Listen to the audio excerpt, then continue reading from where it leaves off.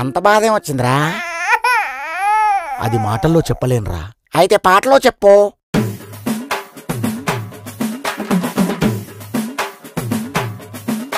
అరే ఖాళీగున్నా నన్ను మా ఊరోళ్ళు పక్క ఊళ్ళో పనుందంటూ పట్టుకెళ్ళారు.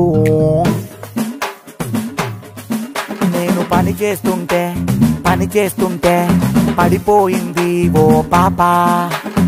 ఏంట్రా గుంట్లోనా? కాదురా లవ్లో. కమాన్ బ్రదర్, నెక్స్ట్ ఏమైంది? దాని ముఖం మండ అది ఫ్లాంటర్ ఫకిడి అని తెలిసింది.